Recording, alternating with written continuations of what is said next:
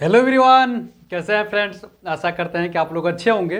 तो आज की वीडियो में हम लोग जानेंगे कि आपका फाइनल आंसर की कब तक आ सकता है। 2018 में कितने दिनों में फाइनल आंसर किया आया था, रिजल्ट कितने दिनों में आ गया था, CBT2 का पेपर कितने दिनों में हुआ था। उसी के हिसाब से हम लोग देखेंगे कि हमारा जो CBT2 का परीक्षा है वो कब तक होने वाला है, रिजल्ट कब तक आएगा और नॉर्मलाइजेशन में कितने नंबर बढ़ सकते हैं ये भी हम लोग देखेंगे। और CBT2 के लिए आपको कितने नंबर चाहिए वो सारी चीज़ें हम लोग आज की वीडियो में डिस्कस कर। तो आज हम लोग बात करने वाले हैं LP CBT2 के बारे में। तो रेलवे CBT के सिलेबस में रेलवे मैथमेटिक्स है। तो रेलवे मैथमेटिक्स कहाँ से पढ़ाई करना है आपको, तो देखिए रेलवे मैथमेटिक्स के लिए क्रिएट पब्लिकेशन की बुक है। 2018 से लेकर 2023 तक जितने भी एग्जाम हुए उसका PYQ ये सारा है। और इसमें 255 सेट्स हैं, LP टेक्नीशियन, RPF SI, ठीक है, और NTPC के भी कुछ क्वेश्चन को इसमें समाहित किया गया। तो आप देखेंगे ये बेस्ट बुक रहेगी रेलवे मैथ्स के लिए। उसके बाद हम लोग रीजनिंग की देखते हैं। तो रेलवे रीजनिंग की बुक ये भी क्रिएट पब्लिकेशन की बुक है। इसमें भी 2018 से लेकर 2023 तक जितने भी पेपर हुए उनका PYQ इसमें कंपाइल किया गया, LP और टेक्नीशियन और NTPC। तो इन सारे पेपर को तो निश्चित तौर पे आपको नंबर बढ़ेंगे और टॉप 55 सेट्स इसमें भी डालेंगे। और सबसे इंपॉर्टेंट बुक जो होने वाली है वो आपकी ये बुक होने वाली है बेसिक साइंस एंड इंजीनियरिंग की, और जो कि इसी से केवल 50 क्वेश्चन आने वाले। तो आप इसमें क्रिएट पब्लिकेशन में आपकी आती है, हिंदी में भी आती है और क्रिएट पब्लिकेशन की इंग्लिश में भी आती है। तो किसी भी लैंग्वेज में आपको पढ़ाई करना है तो क्रिएट पब्लिकेशन की ये बुक ले लीजिएगा। इसमें बहुत ही जो भी आपके सिलेबस में वो सारे सिलेबस को इसमें डाल दिया गया है। तो ये जो बुक लिस्ट मैंने बताई उस बुक लीजिए और LP CBT2 में अपना एक सीट पक्का कीजिए। करने वाले तो अभी तक आपने मेरे चैनल को सब्सक्राइब नहीं किया तो चैनल को जरूर सब्सक्राइब कर लीजिएगा और वीडियो अच्छी लगेगी तो वीडियो को लाइक भी जरूर करिएगा। तो आइए हम लोग वीडियो को शुरू कर रहे हैं। तो देखिए सबसे पहले हम बात करते हैं कि फाइनल आंसर की कितने दिनों में आता है। तो मैं बता दी, देखिए अभी तक 10 तारीख तक तो आपका क्या चलने वाला है, ऑब्जेक्शन ही चलेगा। 10 तारीख बहुत लड़कों को प्रॉब्लम हो रही है लेकिन उसको देख सॉर्ट आउट कर लीजिएगा। 10 तारीख तक तो आपको केवल ऑब्जेक्शन चलेगा। तो यानी 10 तारीख तक तो देखने का कोई रेलवे का कोई मतलब नहीं है। 10 तारीख के बाद ही आपके ऑब्जेक्शन जो किए रहेंगे वो भी ऑब्जेक्शन देखने के बाद से तब वो लोग फाइनल आंसर की के बारे में सोचते हैं, ठीक है। और देखिए ऐसा नहीं है कि फाइनल आंसर की बहुत मतलब एक लंबी प्रोसेस हो जाएगी, क्योंकि देखिए पाँच दिन हुआ था, 15 शिफ्टों में पेपर हो गया था। इसके पहले जो पेपर हुए थे जैसे NTPC में देखेंगे तो NTPC में वही 133 शिफ्टों के आसपास एग्जाम हुआ था। ग्रुप डी का 99 शिफ्ट के आसपास हो गया था। तो उसमें होता क्या है कि बहुत सारी चीज़ें, बहुत सारे क्वेश्चनों का ऑब्जेक्शन हो जाते हैं तो उसमें टाइम ज़्यादा लगता है, ठीक है। और आप 15 शिफ्ट का हुआ ये पेपर, 5 दिन चला ये, तो 15 शिफ्टों में जो भी ऑब्जेक्शन जाएंगे। और इस बार क्वेश्चन बहुत ज़्यादा गलत तो नहीं हुए हैं, हर शिफ्ट में 1-2 क्वेश्चन ही ज़्यादा देखने को मिले, किसी किसी शिफ्ट में 3 से 4 भी देखने को मिल रहा है। तो बहुत जल्दी फाइंड आउट रेलवे कर लेगी। तो फाइनल आंसर की जो होगा वो अलग से नहीं आती है। मतलब आप जो सोचते होंगे अलग से फाइनल आंसर किया आएगा फिर ऐसा कुछ होगा, तो अलग से नहीं आएगा। ये उसी टाइम आ जाएगा जब रिजल्ट आएगा आपका, ठीक है। जब फाइनल मतलब CBT1 का जब रिजल्ट आएगा तो उसी टाइम आपका फाइनल आंसर की भी जाएगा। तो इस बार भी वही प्रेडिक्शन करके हम लोग चलेंगे। देखिए स्वाभाविक सी बात है, इतना रेलवे का एग्जाम जो है वो ऐसा नहीं होगा कि आज आंसर की दे देगा, बहुत जल्दी आपका एग्जाम भी करा लेगा। थोड़ा टाइम देता है आपको तैयारी के लिए।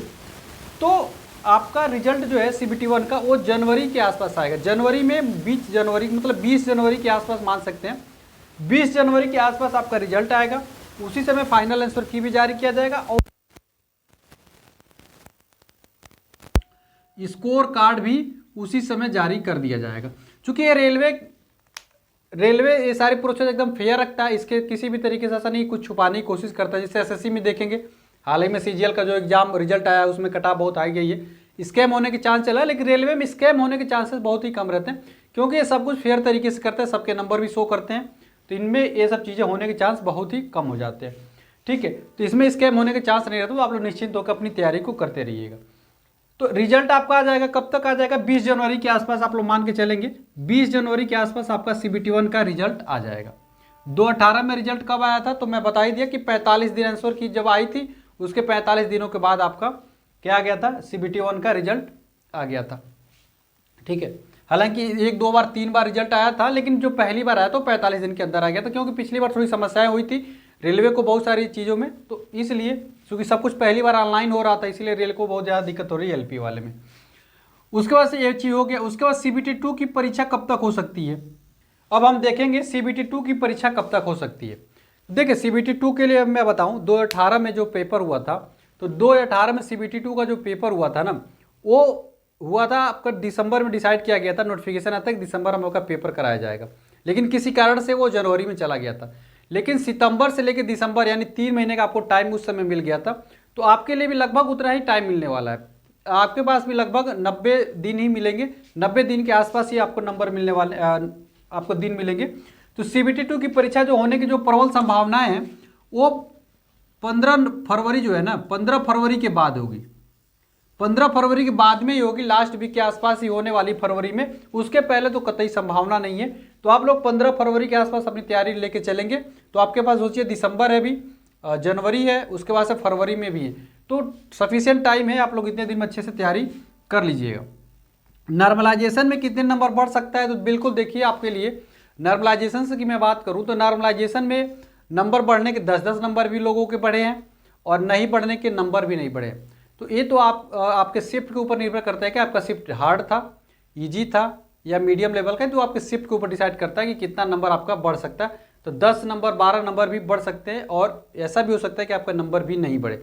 ये डिसाइड करेगा आपके शिफ्ट में कि कौन सा शिफ्ट आपका ज़्यादा हार्ड था। हालांकि जो मैं वीडियो बनाता हूँ रैंक गुरुजी के हिसाब से तो देखा जाए तो सबसे जो कठिन शिफ्ट था वो 25/11/24 का फर्स्ट शिफ्ट ही था। अपने 90,000 लोगों का डाटा जो मैंने आपको दिखाया है उस डाटा में देखेंगे तो सबसे जो कठिन शिफ्ट थी वो वही शिफ्ट थी 25/11/24 की फर्स्ट शिफ्ट जो थी।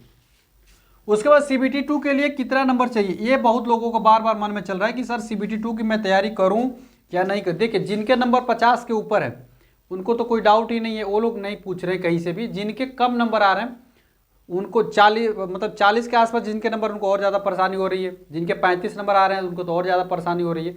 तो लोग ऐसे ही परेशान हैं कि मैं CBT 2 की तैयारी करूँ या नहीं करूँ। तो उन लोगों के लिए मैं बताऊँगा कि यदि आप जनरल कैटेगरी में हो ना भाई, तो जनरल कैटेगरी में 35 नंबर ला दे रहे हो ना तो आपको कोई दिक्कत नहीं होगी भाई। जनरल कैटेगरी 35 नंबर लाए हो 100% आपका CBT 2 के लिए आपका कॉल आएगा, ठीक है। CBT 1 क्वालिफाई कर जाओगे आप 100%। OBC में हो तो आपका 32 नंबर ला रहे हो ना, 30 नंबर भी ला रहे हो ना, 30 से 32, फिर भी आपको कोई दिक्कत नहीं होगी, फिर भी आपका सिलेक्शन हो जाएगा। किसके लिए, CBT 2 के लिए। उसके बाद से SC ST आप देखेंगे कि ST वाले 25 नंबर पे, SC वाला 28 नंबर ला रहे हो तो कोई दिक्कत नहीं। आप देखेंगे जैसे आप लोग परेशान क्या नहीं, बहुत सारे यूट्यूबर जैसे एवरीडे न्यू थे, शुरू में उन्होंने 45 नंबर कटा बताई थी और आज के समय में आते हैं तो 40 तक आ गए, अभी 38 पे भी आ जाएंगे कुछ दिनों बाद। तो देखिए जैसे जैसे डाटा मिलता जाएगा ना, मैं बार बार बोलता हूँ जैसे डाटा के हिसाब से करेंगे। आप मेरी वीडियो अगर रेगुलर फॉलो कर रहे हैं तो सब कुछ मैं बताया था कि जब 29,000 लोगों का डाटा आया था तो 34 एवरेज स्कोर था, फिर 50,000 का आया तो 33 के आसपास पहुँच गया, फिर 76,000 का डाटा मैं दिखाया तो वहाँ पे 32 के आसपास था, और कल जो मैंने वीडियो बनाई है उसमें 90,000 लोगों का जब डाटा दिखाया है तो 90,000 डाटा कितना 31 नंबर आ गया है, मतलब एवरेज स्कोर 31 आ गया। तो सोचिए अगर पूरे 13 लाख जो लड़के दिए हैं अगर सबका एवरेज देखा जाएगा तो स्वाभाविक सी बात एवरेज और घट जाएगा, क्योंकि बहुत सारे ऐसे लड़के जो निगेटिव नंबर लाए हैं, बहुत से ऐसे लड़के हैं जिनका बहुत ही गलती से ज़्यादा सही से ज़्यादा गलती ही उनका ज़्यादा होगा तो उनके नंबर और भी कम आ जाएंगे। तो इसीलिए मैं बार बार बोलता हूँ अगर इस क्राइटेरिया में है ना तो आपको CBT 2 की निश्चित तौर पे तैयारी करनी चाहिए, कोई भी दिक्कत आपका नहीं आएगा, ठीक है।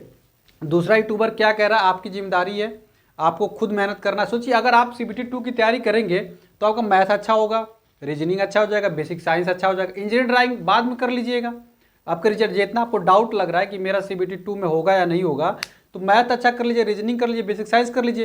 ये तो LP 2025 में जो भर्ती आ रही है उसमें भी तो काम आ जाएगा, प्री वाले में, तो वहाँ पे भी काम ही आ जाएगा। तो क्यों लोगों के बारे में सोचना भाई, आप इतने नंबर ला रहे हो तो 100% आपका, मेरा बता रहा हूँ ना आपको कि 100% चांस है कि आपका सिलेक्शन होगा CBT 2 के लिए, ठीक।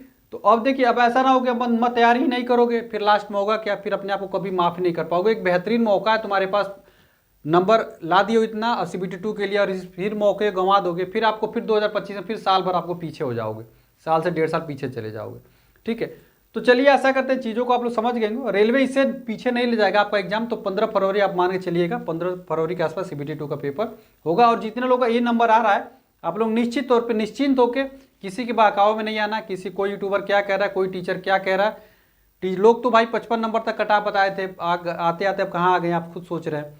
तो यही मैं बार बार बोलता हूँ किसी से सुनना नहीं है, आप अपने दिल की सुनो। आपको लगता है कि आपका पेपर हार्ड था, आपको लगता है कि सर जो कह रहे हैं वो बिल्कुल जेन्युइन कह रहे हैं, रियलिटी बात कह रहे हैं, तो आपको खुद अपने आप पे भरोसा हो जाएगा कि अगर पेपर मेरा हार्ड था, मेरा पेपर अगर कठिन था तो किसी का नहीं आएगा। परसेंटाइल वाली वीडियो आपने कल देख ही लिया होगा कि कैसे कम नंबर पे भी आपका सिलेक्शन हो जाएगा। वो सारी चीज़ें मैं वीडियो अगर रेगुलर मुझे फॉलो करते हैं तो मैं एक एक वीडियो आपको ला के डाउट क्लियर करता रहता हूँ। चलिए ऐसा करते हैं कि वीडियो आपको पसंद आई होगी, पसंद आई तो वीडियो को लाइक करिएगा, चैनल को तो जरूर सब्सक्राइब कर लीजिएगा। मिलते हैं अगली वीडियो में फ्रेंड्स, तब तक के लिए फ्रेंड्स जय हिंद।